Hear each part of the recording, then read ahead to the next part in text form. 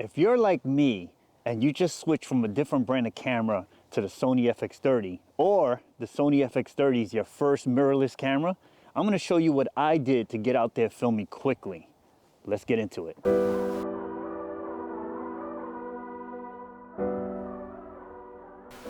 Okay, as I stated in the intro, I'm gonna show you a quick way to get up and running with your Sony FX30. Now, I came from the Nikon line of cameras.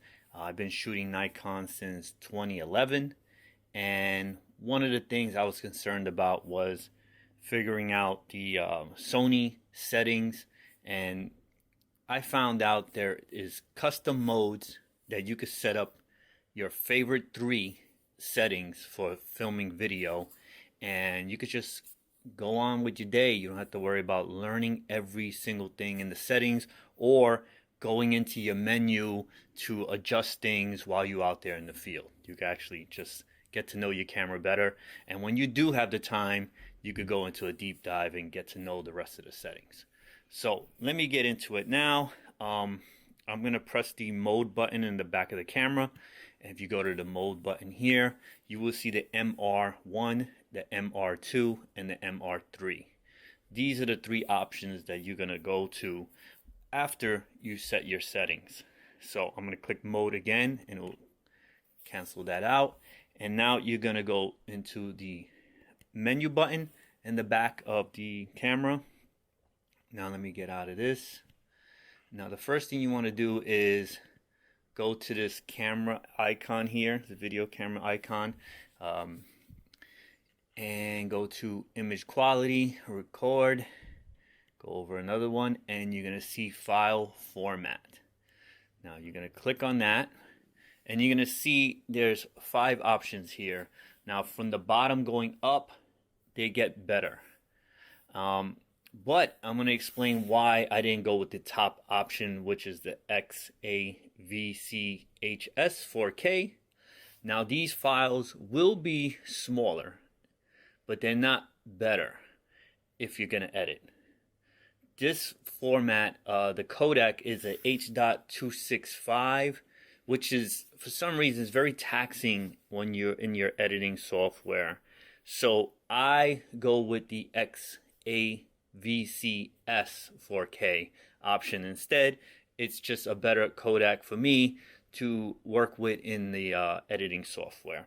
Now, if you want to go more deep into these options, mention it in the comments, and I'll do a deep dive into these file formats. But this is the option I'm going with, and pretty much that's the reason why. Now you're going to go back out of there, and you're going to go into the movie settings. And in the movie settings, you have the record frame rate. And for MR1, I always I go from the lowest to the highest. So I go with the 24 frames, and this is the option I use when I'm filming, like the vlogging section, when I'm actually talking in the video. Anything that I want the audio to match the video, that I'm not going to be doing any slow-mo, etc. I go with the 24 frames per second. I know a lot of my friends go with the 30 frames per second for that type of footage, you know, the talking part, but I actually work with the 24. So I'm going to get out of that. Now you're going to go here. This is important here, the recording settings. You always want to go to the top, the highest. So that 100M 4 to 10-bit will be the best option. And this is the reason why you bought a camera in this fashion. You want to get the most out of it. So you want to go with the 10-bit with that. Now we're going to back out. And we're going to go here to the... I went too quick, but let's go to the white balance. And the white balance, I usually have it 5500. This is for like outdoor footage. You know, you can always adjust it, of course, but I have it set at 5500. Some people put it at 5000. Some people put it between 5000 and 5500. But this is what I prefer. So we're going to set that. And now press the menu button again. And now we go to the back of the knob. There's a back dial in the back of the camera. And this is how you change the shutter speed. Now, since we're at 4K, 24 frames per second, you want to double your shutter speed. So I put it at 50, as you can see, it's already there. The lowest aperture you could go to on your lens, which in this particular lens is 2.8, but that knob is in the front, and you could change it to whatever the lowest of your lens. So mine is 2.8 all the way through, so I'm gonna leave that there. And then the ISO, I'm using the S-Log option, so the lowest you should go is at 800. This is another subject matter we could possibly talk about in another video. If you see, if I go lower than the 800, you get those lines above and below the 640 there. And that's because, with the S-Log options, you introduce grain, and it's just, there's a whole science to it. But like I said, we'll discuss it in another video. Now, all my settings are set for that first option. So I go back into menu, go into the shooting option again. Now you're going to go into shooting mode, press that, and go into camera set dot memory. And now you see across the top there is these three options here. So 1, 2, and 3. These are the ones you want to focus on. Now if you go into the M1, M2, M3, and M4, this, you could save the settings onto the card. So every time you format your card, it will erase the settings. So it's not a good option to use. So we're going to focus on this 1, 2, and 3. Now 1 would be equivalent to MR1 in the mode section that I showed you earlier. So this option, we're going to just click the 1, it'll say registered, and voila, we're done. So we got our first mode ready to go. So now every time you press the mode button in the back of the camera, and then you go on the MR1 and you click OK, you're going to get the settings that we just did. Automatic, and you're ready to go. See, you deal with this one time, and like I said, when you have the time to figure out all the other settings and where they are at, and your quick buttons, meanwhile you could be out there running and gunning. So now let's go to the menu button, and let's go to the next option. So I'm going to press the image quality, and now basically I'm going to leave the file format alone because we already have it set, and you know why. I'm just going to go to the movie settings at this point, and then I'll change it to 60. And this is how I kind of level up from MR1 to MR2.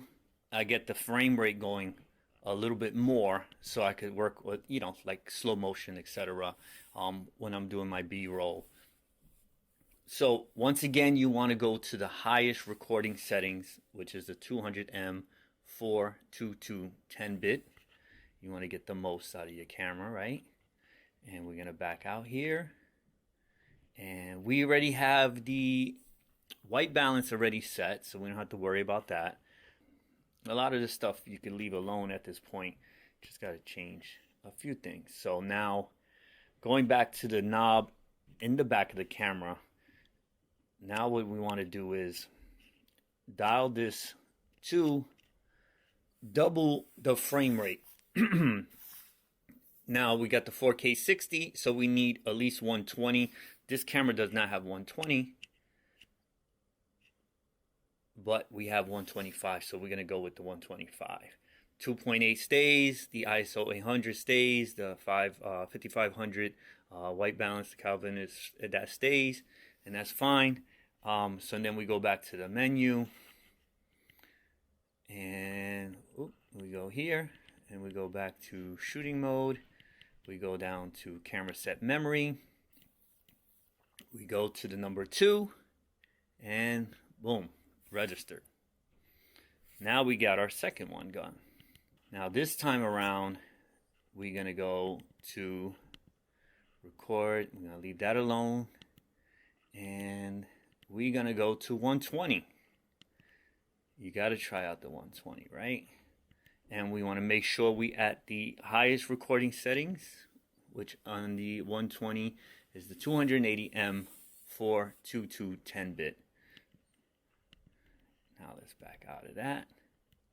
And let's go to press menu. Get back onto the regular screen. And now we should be getting 240 on the shutter speed. And we have 250, which we're going to work with that. Now we have 250. You can see there's two things you will notice when you put in 4K 120 frames per second. One is that it cropped in. That's another thing we could discuss in another video. And two, you know, obviously now we have this 250 in the shutter, so got a little darker there. Now we go back into menu.